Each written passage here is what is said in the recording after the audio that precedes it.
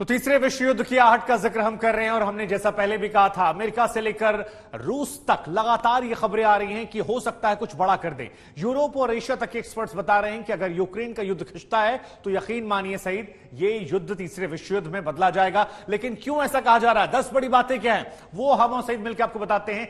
10 बड़ी बातें क्या हैं, अगर विश्व युद्ध होता है तो क्यों होता है। जंग में हताश पुतिन, यह कहा जा रहा है कि यहां पर कोई बड़ा फैसला, कोई बड़ा कदम उठा सकते हैं सईद, और अगर यह निशाना चूका तो फिर आपकी जो पड़ोस में देश है पोलैंड खासतौर पर, वहां हमला होता है, नेटो शामिल होगा, यह विश्व युद्ध बदल जाएगा।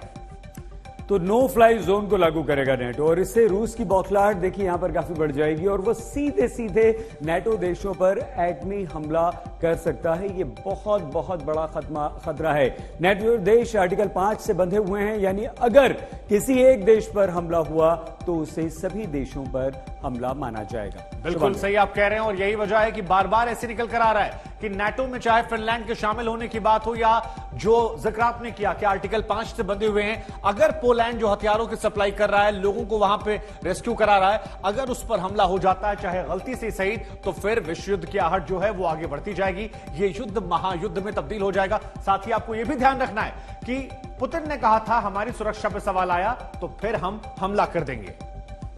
आइए हम सीधे आपको लिए चलते हैं। गौरव सावंत और राजेश पवार हमारे दोनों संवाददाता इस वक्त हमारे साथ जुड़े हुए हैं। राजेश, अब जब ये एक बाल्टिक सागर में नेटो की तरफ से युद्ध अभ्यास शुरू हुआ है, इसे क्या रूस को सीधी चेतावनी माना जाए और ये कितना खतरनाक हो सकता है रूस यूक्रेन युद्ध के मद्देनजर?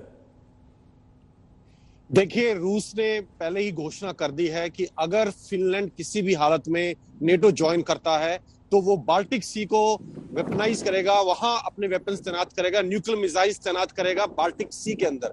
बाल्टिक सी का जो कोस्ट है वो फिनलैंड, नॉर्वे, स्वीडन, एस्टोनिया, इन सब कंट्रीज में पड़ता है। और यहाँ रूस ने ये साफ कर दिया है कि अगर फिनलैंड ज्वाइन करता है नेटो को तो वो वहां न्यूक्लियर वेपन्स और मिसाइल्स तैनात करेगा।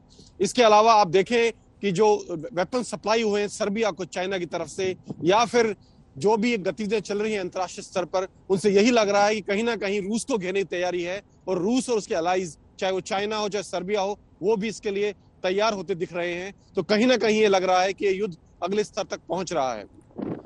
और मैं आपको एक खबर और दे दूं। जी एक खबर जो अभी गौरव सावंत बोल रहे थे, मैं उस फैक्ट्री से होके आया हूं जिसकी ये खबर आई थी कि वहां मिसाइल्स बनती हैं, कीव से लगभग 30 किलोमीटर दूर है। हम वहां गए थे, वहां एक दो और देशों के पत्रकार भी आए थे, लेकिन किसी को अंदर जाने की इजाजत नहीं थी। और बाहर से हम पूरी बाउंड्री का चक्कर लगाकर आए हैं। हमें ना कहीं धुआं दिखा, ना कहीं आग दिखी, ना कहीं ऐसे कोई टेल साइंस दिखे कि वहां कोई हमला हुआ है। तो बाहर से देखकर ये लगता है कि जो ये खबर आ रही थी, ये मिसाइल फैक्ट्री के ऊपर हमला हुआ है कीव से 30 किलोमीटर दूर, वहां ऐसा हमें प्रतीत नहीं हुआ। Over to you. ठीक है, अब गौरव हमारे साथ लगातार बने। गौरव, सवाल मेरा आपसे यह है कि जिस तरह से चाहे बाइडेन के कीव जाने की बात हो या बाल्टिक सागर में जो ये युद्धपोत उतारे गए हैं, ये रूस की धमकी के बाद यूक्रेन को साथ देने के लिए है या रूस पर दबाव देने के लिए है? कैसे देख रहे हैं इसे आप? ये लगातार रूस पर अब दबाव जो है वो तेज होता जा रहा है, बढ़ता जा रहा है। एक तरह से देखा जाए तो यूक्रेन के रास्ते रूस की क्या सैन्य शक्ति है, इसको परखने का नेटो देशों ने प्रयास किया। उन्होंने देखा कि रूस के पास किस तरह के हथियार है, किस तरह रूस की मिलिट्री स्ट्रैटेजी आगे बढ़ रही है और किस तरह से रूस यूक्रेन पर, जिसे वो स्पेशल ऑपरेशंस कह रहा है, उसको अंजाम दे रहा है। उन्होंने देखा कि लॉजिस्टिक्स में रूस की बहुत कमियां नजर आई हैं। संभवतः इसीलिए रूस के राष्ट्रपति व्लादिमीर पुतिन ने 20 जनरलों को न केवल बर्खास्त किया, उन्हें जेल कर दी और $10 बिलियन का उन पर एम्बेजलमेंट का या हेराफेरी करने का पैसे की आरोप लगा है। इसके अलावा रूस का जो सबसे ताकतवर फ्लैगशिप है इस क्षेत्र में, अगर उसको डुबाने में सफल हुआ है यूक्रेन, तो ये अमेरिका की इंटेलिजेंस की मदद की वजह से इसमें बहुत बड़ी भूमिका रही है।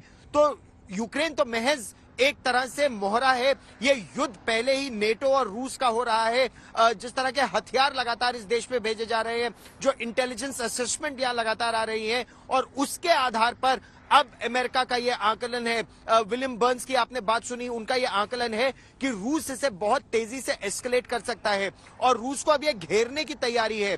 एक तरफ यूक्रेन अब दूसरी तरफ पोलैंड, रोमानिया जैसे देश, और अब अगर बाल्टिक देश भी इसमें शामिल होंगे या स्कैंडिनेवियन कंट्रीज भी शामिल होने की बात करेंगे, तो ये बहुत बड़ा खतरा रूस के लिए हो जाएगा। और एक तरह से ये उकसा रहे हैं रूस को ये देखने के लिए कि रूस अब आगे कैसे एस्केलेट करेगा।